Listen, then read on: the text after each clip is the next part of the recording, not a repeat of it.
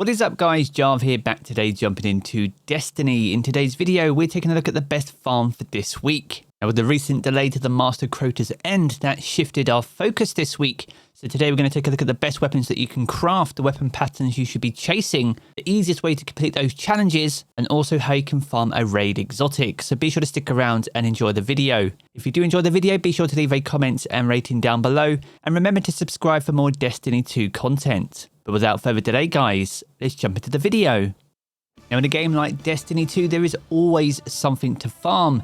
This week was expected to be the Master Crota's End and allow us to get our hands on some of the Adept raid weapons for the reprised raid, but since that's been delayed, our focus has shifted. Now each and every week we do have a featured raid. This rotates throughout the course of the season. Now whenever a raid is featured, all the challenges are available and also repeatable, which means you can not only just farm the raid over and over again for loot, you can also complete the challenges to unlock an additional raid chest. Now on top of the bonus loot you can get through each and every encounter, some of the raids also have a secret bonus chest. Now this chest spawns in after the final boss has been defeated, as long as you've completed all the requirements prior to the final fight, and this will be a guaranteed source for Deepsight resonance weapons. Now the featured raid this week is the Vow of the Disciple, and this launched all the way back in Witch Queen. Now whilst that seems like quite a long time ago, some of the weapons in it are still very strong and still form key parts to most PvE loadouts. Now there are two versions of the Vow of the Disciple available. You can either choose to run the normal version with all the challenges,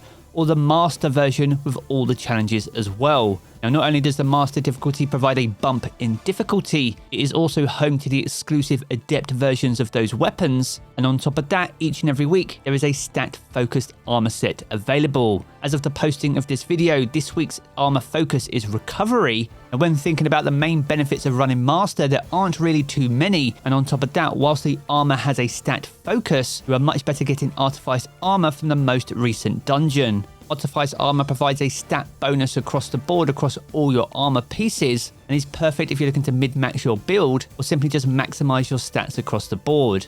So taking that all into account, the best version of the Vow of the Disciple to run is in fact just a normal version.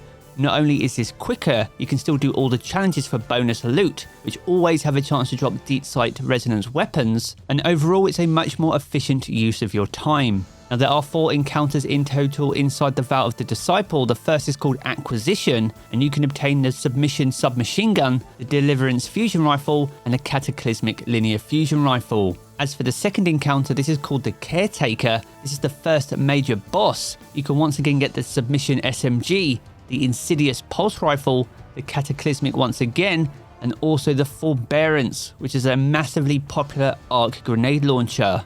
As for the third encounter, you can pick up the Submission again, and also the Deliverance Fusion Rifle. And when it comes to Rulk, the final boss, you can get Insidious, which is the high impact pulse rifle, the Forbearance grenade launcher, Lubray's Ruin, which is the glaive exclusive to this raid, and also the raid exotic called Collective Obligation. This is an exotic pulse rifle that deals void damage and has some incredibly unique exotic traits. And as we mentioned earlier, because Vow of the Disciple is featured this week, you can repeat Rulk, the final boss, over and over, with each and every completion granting an opportunity to get your hands on this incredible exotic. Now, as we touched upon earlier, each encounter upon a featured raid has a challenge, and this week has all the challenges available. The first challenge in the Vow of the Disciple was called Swift Destruction. Now to complete this, you and your fire team must kill the Abomination within 5 seconds of the other Abomination in the arena. Now these spawn as you complete the obelisks. Now if you are running this on the master difficulty, these will be unstoppable champions, so make sure to have the relevant mods equipped either on your armor or via your subclass to allow you to use your abilities to stun them. Now the quickest and easiest way to do this is to simply leave the Abominations alone. A maximum of 3 can spawn in at any one time, and if you can keep them stunned, then this will limit the amount of Abominations you'll need to manage. Now you can keep these alive until the completion of the first phase of obelisks, and then kill them all simultaneously as pairs in each corner of the arena. Now naturally this does require excellent communication, as you will need to take them out very close together, but if you do it in this way, then you'll only need to take out 9 champions instead of 12, and the less champions you have to deal with, the higher your chances of success. Now, as we mentioned earlier, if you and your team can pull this off, then you'll gain access to a bonus chest in this encounter, and this will have a chance to drop the Submission SMG, the Deliverance Fusion Rifle, and also the Cataclysmic Linear Fusion Rifle. Now, as for the second challenge, this can be found in the Caretaker's encounter, and this is called Base Information. Now, to knock out this challenge, this requires you to pick up only one knowledge buff at any one time, which means you'll need to make 9 trips into the Darkness Room in order to pick up each of the symbols. Now, most teams normally only have 2 runners when it comes to the Darkness Room, but if you are struggling for time, then feel free to add an extra runner as long as the rest of the fire team are able and capable of managing all the rest of the combatants and also the Caretaker themselves.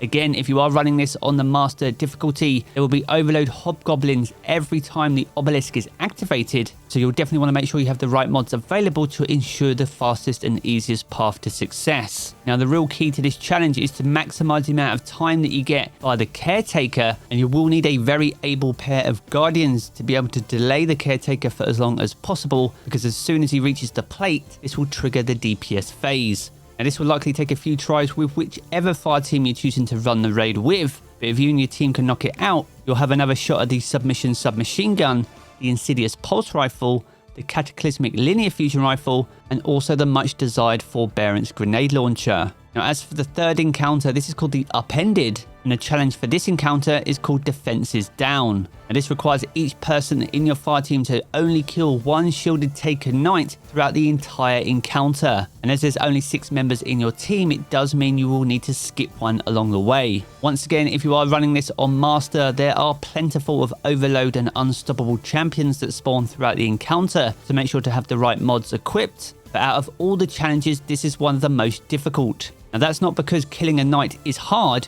but it does require you to change roles in each room as you work your way through the encounter. And if members of your fire team aren't competent with whichever role they've been assigned, then it can easily make the rest of the fire team fall apart and make this a very tricky challenge. And when it comes to which knight you ignore, the most common one is the second knight in the second room. And if for any reason you find any members of the fire team stuck with their lockout timer, as long as you have any extra revive tokens, then you can die on purpose, which will wipe this out and allow them to pick up the new relic after depositing one. It technically allows you to continue in the same role with the same relic, but only as long as the fire team have enough revives for you to do so. Now, this challenge will take a lot of practice and patience, but if your team can knock it out, then the Submission SMG and the Deliverance Fusion Rifle are available as craftable raid weapons. And the final encounter and challenge in the Vow of the Disciple can be found in the Rolk encounter, and this is called Looping Catalyst. Now, this challenge simply requires you to not lose the Leeching Force buff in the first phase of the fight. And once again, if you are running this on Master, then fully expect to see Unstoppable and Overload champions spawn in the form of Glyph Keepers. Now, in terms of the main strategy of the fight, this really shouldn't change too much from the normal mechanics. You'll just need to pay extra close attention to your timer and ensure that you trade off the buff if your timer is getting low. Out of all the challenges available in this raid, this one is closest to the normal mechanics of the fight, so it shouldn't pose too much of a challenge. And once again, if you can complete it, then the Insidious Pulse Rifle is available alongside the Lubre's Ruin Glaive, the Forbearance Grenade Launcher, and also the Collective Obligation Exotic Pulse Rifle. Now, as well as all those challenges and weapons, there is also a secret bonus chest that we touched upon earlier in the video. Now, this does require you to activate certain symbols between each encounter, and you can find the correct combination at the very beginning of the raid. Now, we made a video here on the channel covering exactly where to find that combination and also the locations of all the secret rooms and symbols. So if you do want to get the bonus chest, which is guaranteed to drop a Deepsight resonance weapon, then be sure to check that video out, and I'll be sure to leave that down in the video description below.